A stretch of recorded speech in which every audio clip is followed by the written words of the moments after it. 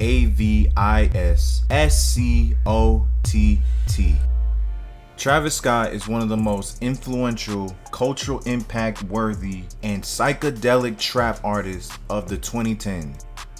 In my opinion, Buddy is probably a top 3 or top 2 trap artist ever. The same man that gave you arguably the best trap album of all time in Rodeo. Following up with that album was Birds in the Trap Sing McKnight. In my opinion, I just was not hyped about this album in particular due to the fact that Rodeo peaked so high for me. I just didn't understand why he made this album in this kind of quality, in my opinion. But then, as in with the quality of an album like Astroworld, which was his follow-up to that album, it had me more invested in Travis Scott again.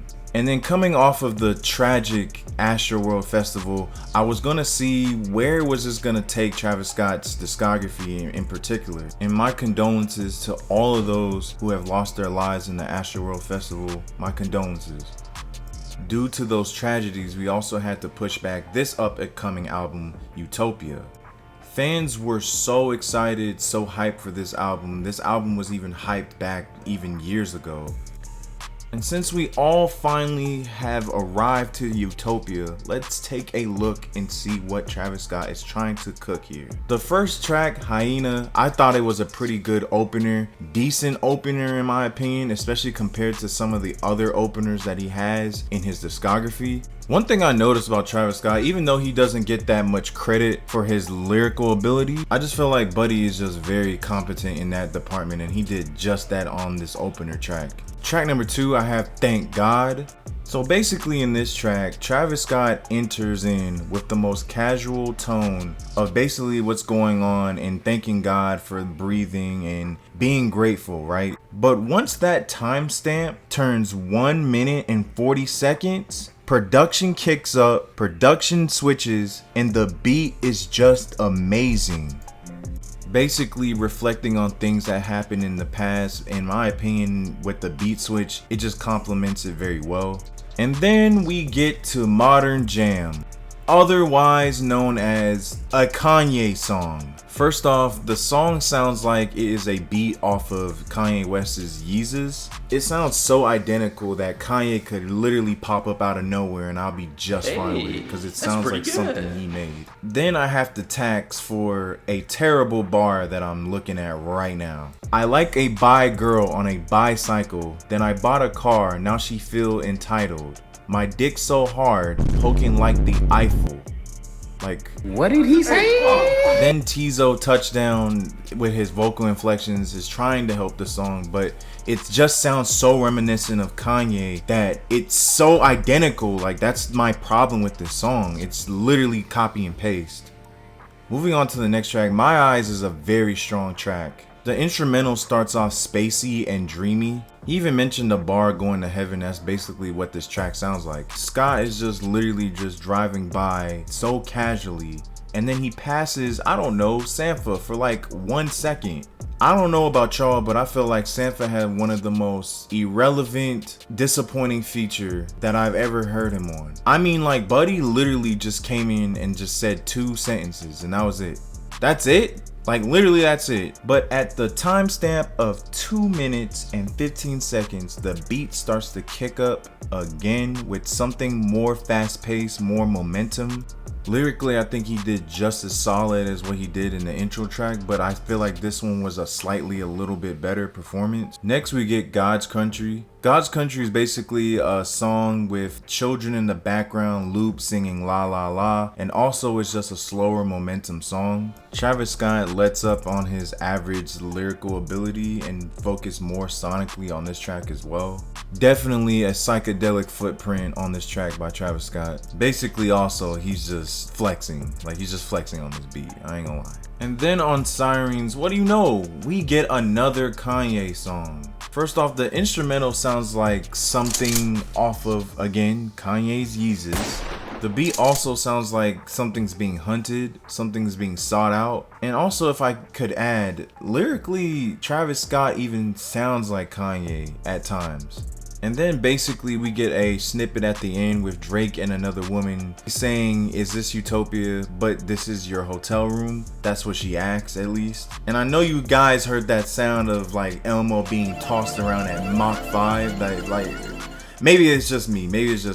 Drake slides into this next song and it is called Meltdown, and he is on tea time. So much tea time that he even has a cup of this. Yeah, you get corny tax for that, bro. And of course it wouldn't be a Drake feature if there wasn't, I don't know, a subliminal diss. Now maybe I'm wrong, but he's telling basically Pharrell Williams, "You're scared of the six," meaning Toronto. Also Drake with the stuttering gun sounds like, I don't know, something Westside Gun would do. Basically Drake is having also a stern tone, something like you would talk to a child, but also flexing at the same time as Travis Scott enters the song. With a solid beat switch and a solid beat selection, Travis Scott enters the building talking about some "Is You Effing Crazy" on repeat. And speaking about repeat, the next following song prior to that is no other than Fiend featuring Playboi Carti.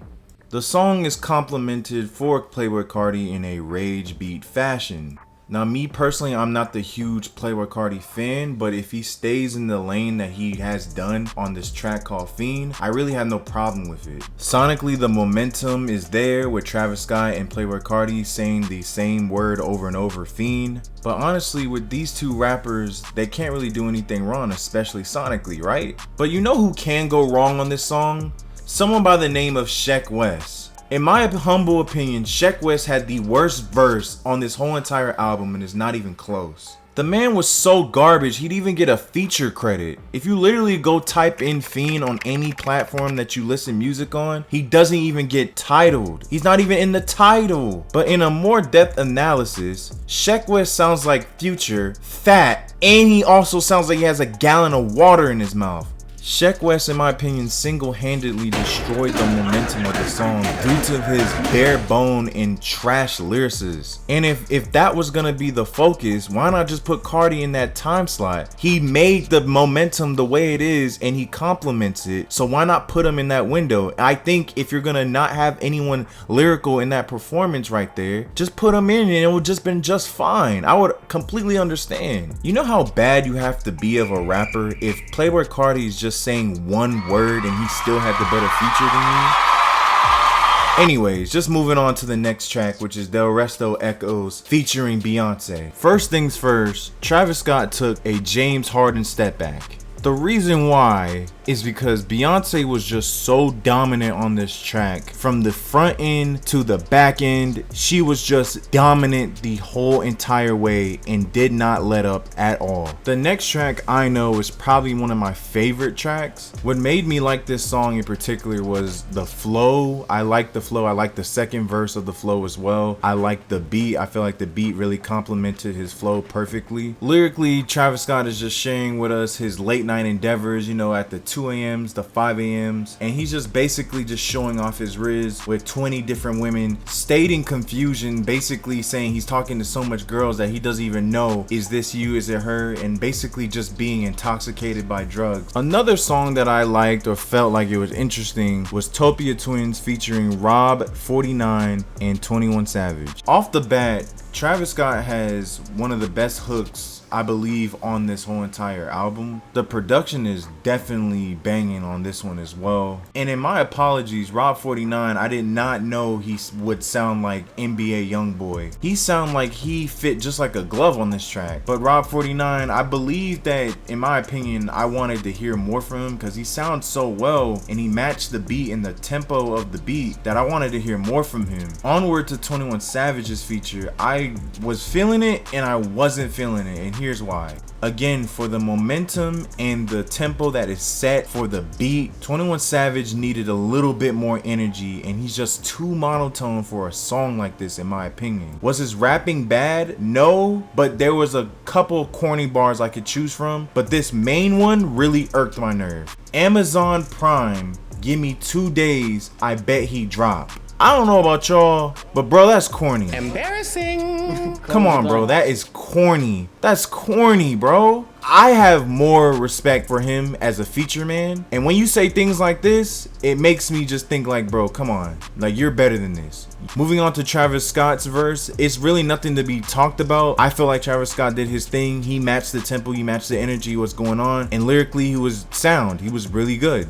Anyways, onward to Circus Maximum featuring The Weeknd and Sway Lee. And guess what, everybody? Guess what? It's another Kanye song. Wow, Kanye. Once again, the beat sounds like a Kanye song as well, preferably off of Yeezus. Again, this song literally sounds like a Travis Scott AI cover, but it was originally made by Kanye. Like, it's that damn reminiscent. Sway Lee basically told us hi in the beginning of the track. He didn't even stick around. The Weeknd, as great as a singer that he is, it just was not enough in my opinion. Again, he did nothing wrong. Sway Lee did nothing wrong. Travis Scott is just doing unnecessary things on this album that I just don't understand. By the way, corny bar alert, I might still eat McDonald's, but don't think I'm a Ronald. What the fuck is this piece of shit? Boy, bro, these bars, these allegations, I try to defend Travis Scott as a lyricist, but I ain't gonna hold you, this is hard. Flying into the next track, which is called Parasail featuring Young Lean and Dave Chappelle. In my opinion, I thought Parasail was a beautiful track. Young Lean giving me great solid vocal inflections as he basically narrates with Dave Chappelle and just illustrates me just flying in open skies on a parasail. Dave Chappelle haunts the track with basically saying, I forgive myself, I choose to feel good, I choose to feel free. And along with this, complementing all of this happening is this beat that just feels like you're just flying, you're just soaring through the air. And I just think it's just such a beautiful feeling that what this track is giving you. I like the atmosphere, I like what they're trying to visualize. I just love it all. Now the next track, Schizo, is basically a song that is very, very long. I believe the song is about 6 minutes long. That's quite big. Impressive. Basically, this fantastic flow that Travis Scott has set, Young Thug is able to replicate that with ease, and I like that. I even like the hook that he used, that do that there with the beat, and the beat is so amazing, and Young Thug over that flow is also amazing as well. At the 2-minute and 51 mark, Travis Scott becomes more aggressive, and also the beat switches, and it sounds great. And not to mention being great, but it even got greater with another beat switch at almost the tailbone end of the track. I never would have thought Travis Scott's lyricist will hold on until the end of the song. Me personally, when I first heard this song, I felt like the song was just too long, but I actually felt like he withheld it, and it was entertaining enough even throughout the 3 beat switches that I've heard throughout this track. You can even tell this man is even influenced by Ye with even saying this bar, I'm loyal, bitch, I got Ye over Biden. Like, how loyal can you be, bro? How loyal? The next track we have Lost Forever featuring Westside Gunn. First off, I love the sample. I feel like the sample complements both rappers, even though Westside Gunn gets a beat switch in between his verse. Out of the 2 rappers, I feel like Westside Gunn had the better verse, but it's not by like a wide margin or anything. And even though I feel like Westside Gunn had the stronger verse, I still felt underwhelming because I feel like there's something he's holding back on the verse. I don't know, but I feel like I was expecting a little bit more, but still fair enough track. And guess what, everybody? Guess what? We get another Kanye track. Wow! Again, no. First off, this beat sounds like I'm on a level on a PS2 game, particularly like, I don't know, like a Crash Bandicoot game, or like, I don't know, like a Jack and Dexter video game. I don't know, it's one of the 2. In all seriousness, Travis Scott did really well, but I think the star of the show was actually Kid Cudi. I feel like Kid Cudi did slightly better. I just felt like the beat complemented Kid Cudi more. This actually kind of feels like a KSG track, and not even a Yeezus track. It feels like a KSG track. Moving on to K-pop. K-pop is a very odd song to analyze, and a lot of fans did not like this song in particular. I too have mixed feelings on this song, but for the other reasons though. For one, I wasn't sure how Travis Scott will be on a dance hall kind of song, but the one person that took it away from me was definitely The Weeknd. I have to go with The Weeknd. He did so much for this song, like he upped the quality on the song. I feel like The Weeknd did everything in his power to save the song. I think he did this song justice, but I still think this song is just one of the weakest on this album. The next song on this album, and I can't wait to talk about this, and this is Telekinesis featuring SZA and Future. First off, I love the chemistry between Future and Travis Scott, basically saying I can see the future, I can see the future. I can see the future! And I know what he was saying, basically future, but he's talking about the future as well. First off, the beat sounds like something dark, mysterious, gloomy, and it just complements Future and Travis Scott so well, and they're just hyping up the main event that is SZA. In my humble opinion, I believe SZA had the best verse on this album, and it's not even close. The instrumental even changes with her impact that she puts on this song, and it's just so immense of a level. It just clears and blow everything out of the water that any other feature has to offer on this whole entire album. I do not care. I know what I'm listening, and SZA is the one to do it. She does it with ease. She does it with effortless. She is doing her thing on here, and it is so impactful to a point where I gotta say she's the best verse on this whole entire album. And I don't know if you guys noticed, but she used Drake's flow from Marvin's Room, and I think that's like a slick jab at Drake. I know they've been jabbing at each other for years now, but solid verse from SZA. Spectacular verse, I gotta say. And the final song, Till Further Notice, featuring James Blake and 21 Savage, produced by Metro Boomin. I feel like it was a solid conclusion. I've heard other better solid conclusions in Travis Scott's discography, but I think this is solid enough for Utopia. James Blake basically starts singing in the beginning, "Where will you go now that you're done with me?" Basically telling the listener, you know, where you going? Where you gonna be at now that the album's basically finished? Now what? Following up with James Blake's feature, 21 Savage gave his little 2 cents. Much better feature on this song than he did on Utopia Twins. Much better feature. But you can probably see the chemistry between 21 Savage and Metro Boomin. Metro Boomin was gonna do him well with this kind of beat. It's gonna definitely play to 21 Savage's strengths. For some of the part, I feel like Travis Scott did finish strong for the ending of the album. Maybe it could have been a little stronger, but I felt like this was a decent closure as a track in whole for this album. Now, closing argument, pros and cons. Utopia, Travis Scott. Was it good? The answer to that question, yes. I think this is a solid album, especially I feel like this is a needed album due to the fact that we are having a down year in rap and hip hop. The pros, every R&B, every singer did their thing. I feel like they were the biggest takeaways as in features for this album. The production, amazing. I don't have any wrongful words to express the production on Utopia. It is amazing from the first track to the very end track. Just amazing work all around. Amazing work. Cons, Sway Lee, you could have been there longer. The rappers, in my opinion, could have did a little bit better. I feel like the R&B singers were so impactful to the point where we didn't even need any more rappers. I'm gonna be honest. Get out right here, man. Shit. Maybe unless the Rob 49 and the 21 Savage at the bare end and the West Side Gun feature and the Kid Cudi. But other than that, we didn't really need any other rappers, especially not Sheck West. We don't need your ass. Sorry. Another con. You are not Kanye. You are not Kanye. I do not need 1, 2, 3, 4, 5 tracks of you trying to sound like Kanye. I don't need it. I don't want to hear it. I understand Buddy is one of the biggest influence on your career. He's helped you. He molded you into the rapper you are today. But in my opinion, maybe this is just me boosting about you. I feel like you are lyrical enough. I feel like you are talented enough. I feel like you are impactful enough. I feel like you have the culture impact enough.